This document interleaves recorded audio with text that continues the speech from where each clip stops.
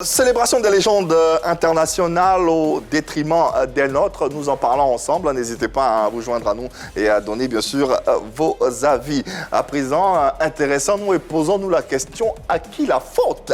Essayons de situer un tant soit peu les responsabilités à travers cette discussion. Bob Marley, mieux célébré que Almighty, Ernesto Djedje, Louga François, Tangara Smith Goda, Doug Saga, Arafat DJ. Selon vous, à qui la faute? Mais la faute au promoteur. Encore une fois.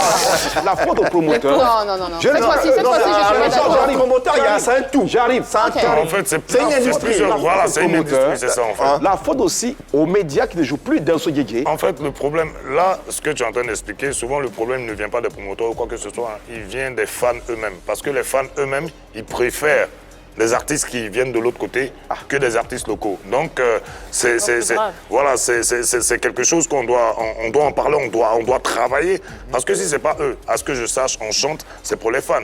Mais si les fans, nous-mêmes, là, ils nous minimisent par rapport aux autres, tu veux quoi? Valoriser son potentiel. Avoir confiance en soi. Et jamais baisser les bras. Fun, fresh. Ou bien. Chic, propre et toujours fraîche. Fresh à fresh. Vivez plus fraîche. Exactement, je suis d'accord avec lui que les Ivoiriens aiment ceux qui viennent d'ailleurs. Et ce qui est chez nous, et ce qui est chez nous, ce qu'on a chez nous. On néglige. Spécialement le reggae. Il y a longtemps, ça y est là. La force des messages ont permis à des anciens de grandir et c'est resté naturellement. C'est tout. La force des messages ont permis. Le reggae, c'est pas hier. Hein.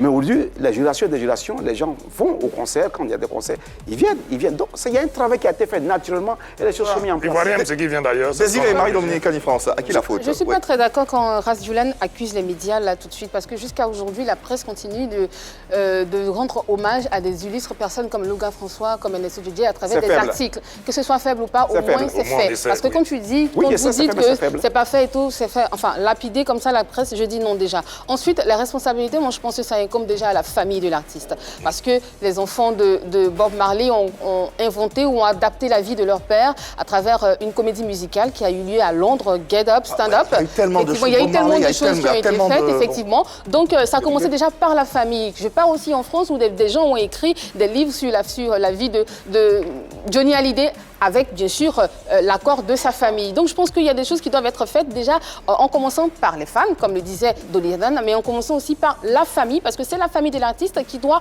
protéger la mémoire de cet être qui lui appartenait, qui lui appartient encore, et ensuite déléguer autour d'elle à travers des fans, à travers la presse, à travers des associations et autres qui pourront bien sûr garder la mémoire. Pour toi, la famille doit jouer un grand rôle. Oui, c'est la famille qui doit jouer un grand rôle pour moi. En tout cas, la famille. La famille, d'accord. La famille. Ok, la famille, mais moi je la mets tout en bas de l'échelle, au bas de l'échelle.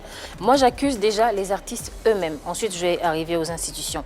Les artistes, parce qu'il appartient aux artistes de travailler, de faire en sorte qu'ils soient des légendes. Il faut qu'ils s'imposent déjà par leur travail afin d'impacter les générations de maintenant et les générations futures. Parce que lorsque tu as ta musique qui traverse les frontières, on a du mal à t'oublier. À côté de cela, je pense que les artistes doivent lutter aussi pour mériter d'avoir une journée peut-être pour commémorer tous ceux qui ont disparu. Je ne parle pas de ceux qui sont déjà partis, ils ne peuvent pas lutter, mais ceux qui sont là pour dire que on apporte, mais oui, pour revendiquer, pour dire que c'est nous qui faisons bouger la culture ivoirienne aussi. Alors, on a une part rapidement, on a une part à jouer, Donc peut-être qu'il faudrait se poser un jour pour dire que oui, les artistes jouent un rôle important dans la culture, il faut les célébrer. Voilà, même quand ils sont partis. Moi, je vous adore. Je veux que vous soyez célébrés. Au contraire. Et à côté de ça, je pense qu'il faut que les institutions aussi se mettent en place. Il faut qu'ils, je ne sais pas, prévoient plus de politique pour valoriser nos icônes disparues. Le showbiz peut se mobiliser, les familles d'artistes aussi, mais ce sont les institutions. Je parle par exemple de l'Assemblée nationale par le biais du ministère de tutelle. C'est seulement l'Assemblée nationale qui peut donner à une décision je ne sais pas moi, un caractère normatif. Exactement. Si l'Assemblée nationale vote une loi aujourd'hui et la promulgue pour dire que une proposition de loi. Le 12 mai férié, on célèbre Didier Arafat ou bien on célèbre tous nos artistes disparus.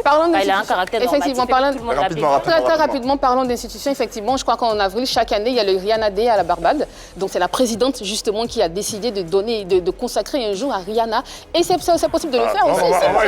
Parlons d'institutions. Merci. C'est ce que j'en ai dit, franchement. Moi, je dirais que tout le monde est fautif. Tout le monde, franchement. que ce soit les familles. Toi aussi, non? Oui, bien sûr, effectivement. On met tout le monde dans le même sac, puisque chacun a sa responsabilité, que ce soit les familles, sans oublier l'industrie musicale et aussi les institutions. Souvent, même les familles sont divisées. Vous voyez, si aujourd'hui on célèbre Bob Marley, souvent les familles sont divisées. C'est parce que dès le départ, il y a eu une action de la famille. Vous voyez, dès son décès, vous voyez, Bob Marley n'était pas un nécessiteux. Je suis désolé, il n'était pas un nécessiteux, il avait une fortune, vous voyez. Et dès son décès, même sa mère avait constaté qu'on n'était même pas encore arrivé aux funérailles, que déjà, ses biens avaient déjà été récupérés par l'entourage. Il a fallu que Rita Marley vienne et tape sur la table pour prendre les choses en main. Elle est même, puisque lorsque Bob Marley a décédé, il n'y avait pas de testament, et tellement qu'elle voulait mettre de l'ordre, elle est même allée jusqu'à imiter la signature de Bob Marley. Et ça a créé pas mal de soucis et tout, mais après, cela a permis d'avoir une référence, une personne garante de tout ce qui va se passer autour de Bob Marley, ce qui a permis de signer les différentes licences pour l'utilisation du nom de Bob Marley. Il y a même une bière à son nom, tout ce qui est comme produit dérivé, des gadgets et tout, jusqu'à aujourd'hui. Mais là où je veux arriver, c'est que lorsque je dis tout le monde est fautif, il y a aussi les institutions qui doivent accompagner. Ici en Côte d'Ivoire, nous avons Almighty qui est décédé.